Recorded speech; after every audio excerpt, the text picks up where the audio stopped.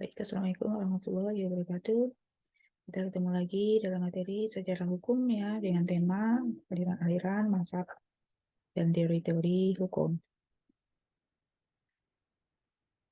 Aliran hukum alam dan teori hukum alam. Aliran hukum alam adalah aliran yang tertua dalam sejarah pemikiran manusia tentang hukum. Menurut aliran ini, selain daripada hukum positif, hukum yang berlaku di masyarakat yang merupakan buatan manusia, masih ada hukum yang lain, yaitu hukum yang berasal dari Tuhan. Yang dan sebagainya disebut hukum alam. Pengertian hukum alam dipandang sebagai hukum yang berlaku universal dan abadi. Hukum alam dianggap lebih tinggi dari hukum yang sengaja dibuat oleh manusia. Hukum alam mempunyai beberapa arti. Pertama, hukum alam merupakan ideal-ideal yang menuntun perkembangan hukum dalam pelaksanaannya. Kemudian, suatu dasar hukum yang bersifat moral yang menjaga jangan sampai terjadi suatu pemisahan secara total antara yang ada sekarang dengan yang seharusnya. Kemudian suatu metode untuk menemukan hukum yang sempurna. Isi hukum yang sempurna yang dapat didedikasikan melalui akal. Suatu kondisi yang harus ada bagi kehadiran hukum. Dari pengertian di atas dapat ditarik kesimpulan bahwa hukum alam dapat dibedakan menjadi yang pertama, hukum alam sebagai suatu metode dan hukum alam sebagai suatu substansi.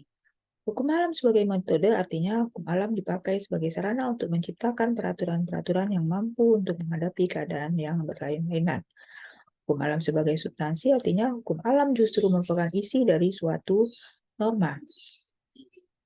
Aliran hukum alam ini dibagi menjadi dua, yaitu yang pertama irasional.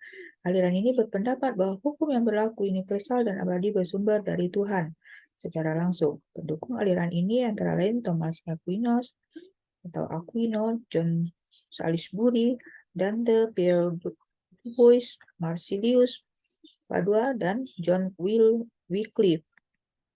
Thomas Aquinas membagi hukum ke dalam 4 golongan. Yang pertama, lex eterna merupakan rasio Tuhan sendiri yang mengatur segala hal dan merupakan sumber dari segala hukum. Rasio ini tidak dapat ditangkap oleh panca indera manusia. Kemudian lex divina, bagian dari rasio Tuhan yang dapat ditangkap oleh manusia berdasarkan waktu yang diterimanya. Kemudian lex naturalis yang ketiga. Inilah yang dikenal sebagai hukum alam dan merupakan penjelmaan dari rasio manusia. Lex positivis, yaitu hukum yang berlaku merupakan pelaksanaan hukum alam oleh manusia berhubungan dengan syarat khusus yang diperlukan oleh keadaan dunia. Hukum ini diwujudkan dalam kitab-kitab suci dan hukum positif buatan manusia. Rasional. Sebaliknya, aliran ini mengatakan bahwa sumber dari hukum universal dan abadi adalah rasio manusia. Perang ini muncul setelah zaman Renaissance, pada saat rasio manusia dipandang terlepas dari tertib ketahanan, lepas dari rasio Tuhan yang berpendapat bahwa hukum alam muncul dari pikiran atau rasio manusia tentang apa yang baik dan buruk. Penilaiannya diserahkan kepada kesusilaan, moral, alam. Tokoh-tokohnya antara lain Hugo de Groot, atau kita kenal Grotius, Christian Thomasius, Immanuel Kant, dan Samuel Pufendorf. Tokoh-tokoh aliran hukum alam yang irasional adalah Thomas Aquinas, yaitu waktu masa 1225 sampai 1227. Menurut Thomas Aquinas, ada dua macam pengetahuan yang berjalan bersama-sama, yaitu pengetahuan alamiah yang berpangkal pada akal manusia, kedua pengetahuan iman yang berpangkal pada wahyu ilahi. Adapun tokoh-tokoh lain dalam aliran hukum alam yang irasional adalah Pierre Dubois 1205, Marsilius Padua 1270, William Ockham 1290. Tokoh-tokoh dalam hukum alam yang rasional adalah Hugo de Groot atau Grotius 1983. Dia terkenal dengan sebutan Bapak Hukum Internasional karena dialah yang mempopulerkan konsep-konsep hukum dalam hubungan antar negara seperti hukum perang. Menurut Grotius, sumber hukum adalah rasio manusia karena karakteristik yang membedakan manusia dengan makhluk lain adalah kemampuan akalnya. Hukum alam menurutnya adalah hukum yang sesuai dengan kodrat manusia. Hukum tidak mungkin dapat dirubah.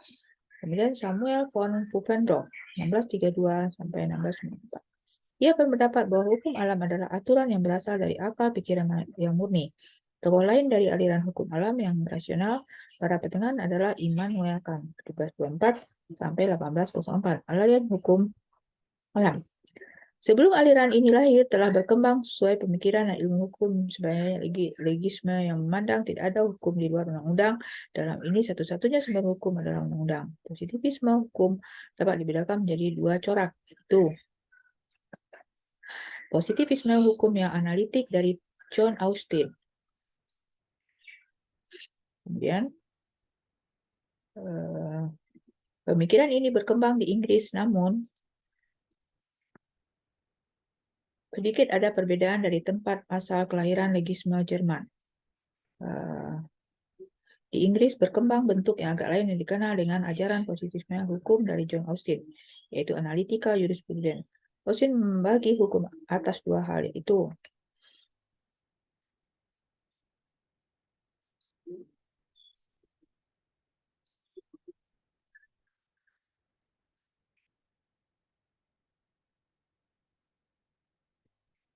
hukum yang diciptakan oleh Tuhan untuk manusia, hukum yang disusun dan dibuat oleh manusia dan yang terdiri dari hukum. Arti sebenarnya jenis ini disebut sebagai hukum positif yang terdiri dari hukum yang dibuat oleh penguasa seperti undang-undang, PP, dan lain. Hukum yang dibuat dan disusun secara individu yang dipergunakan untuk melaksanakan hak-haknya, contoh hak wali terhadap kliennya. Hukum dalam arti yang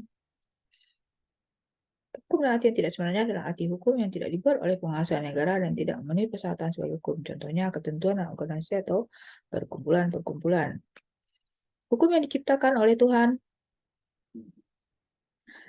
untuk manusia, hukum disusun dan dibuat oleh manusia yang terdiri dari hukum dalam arti yang sebenarnya, jadi sini disebut sebagai hukum positif yang terdiri dari hukum dibuat penguasa, seperti undang-undang, PP, dan lain-lain.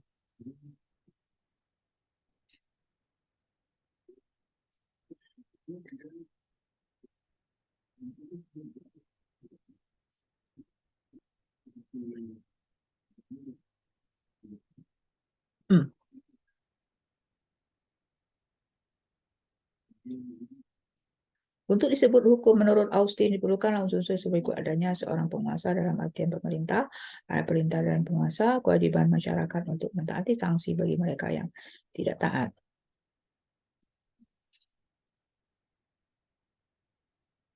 Aliran hukum positifnya hukum, misalkan antara hukum dengan moral.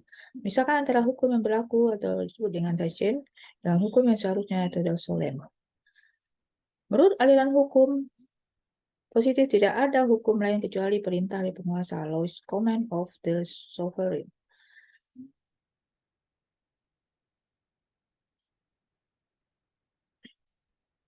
Dasolen adalah segala sesuatu yang mengharuskan kita untuk berpikir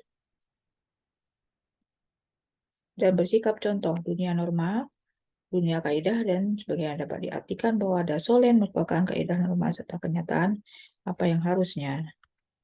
Aliran hukum positif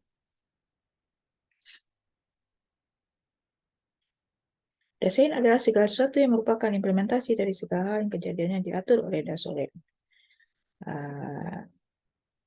Implementasi dari segala hal yang diatur oleh dasolen dan mungkin dapat dipahami bahwa dasein merupakan peristiwa konkret yang terjadi. Contoh, merokok merupakan peristiwa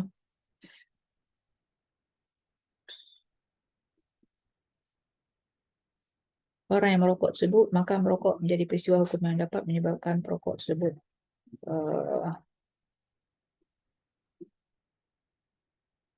merokok menjadi peristiwa hukum yang dapat menyebabkan perokok tersebut dihukum. Contoh peristiwa konkret, dasein memerlukan azas solen untuk menjadi peristiwa hukum. Begitu pula peristiwa sebaliknya.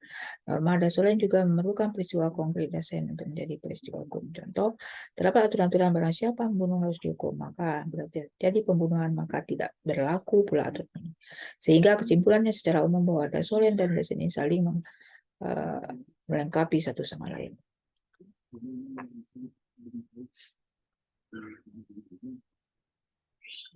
Ajaran hukum murni dari Hankelsen.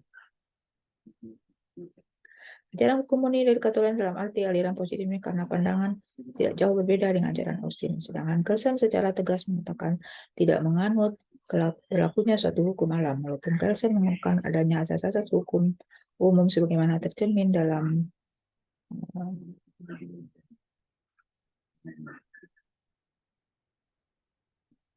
Grundom. Teori hukum murni dalam teori yang berasal dari aliran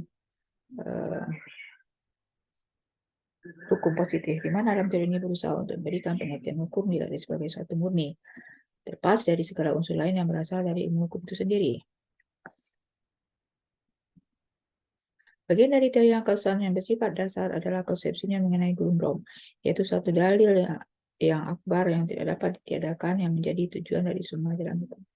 Walaupun peraturannya jalan itu Grundrom merupakan induk untuk melahirkan peraturan hukum dalam suatu tatanan sistem tertentu. Program tidak perlu sama untuk setiap tata hukum, tapi selalu ada. Program ini merupakan semacam bensin yang menggerakkan seluruh sistem hukum. Dialah yang menjadi dasar mengapa hukum itu harus dipatuhi dan dia pula yang memberikan pertanggungjawaban mengapa hukum di situ dilaksanakan. Oleh karena itu, lebih merupakan suatu dalil daripada peraturan biasa. Hal itu akan tetap menjadi dasar di tata hukum manakala orang mempercayainya, mengakui dan mematuhinya. Tetapi apabila orang sudah mulai menggugat kebenaran dari dalil tersebut, maka keseluruhan bangunan hukumnya pun akan runtuh. Ini yang disebut dengan revolusi. Ini ajaran Ankelsen terkait dengan hukum murni. Ada 3 konsep, yaitu pertama ajaran murni hukum Ankelsen ingin membersihkan ilmu hukum dari anasir non-hukum seperti sejarah, moral, sosiologis, politik, dan lain-lain. Kemudian yang kedua, ajaran tentang Grundrom merupakan induk yang melahirkan peraturan hukum dalam suatu tatanan sistem hukum. Peraturan hukum dalam suatu tatanan sistem hukum, ajaran tentang Steuvenbord teori, peraturan hukum keseluruhannya diturunkan dari norma dasar yang berada di puncak piramida dan semakin ke bawah semakin beragam, menyebar. Norma dasar di atas adalah abstrak dan makin ke bawah makin konkret. Termasuk dengan penemuan hukum. Pengertiannya adalah penemuan hukum atau kita kenal dengan finding, melakukan proses pembentukan hukum oleh subjek atau pelaku penemuan hukum dalam upaya menerapkan peraturan hukum umum terhadap peristiwa-peristiwa berdasarkan kaidah atau metode tertentu yang dapat digunakan dalam ilmu hukum.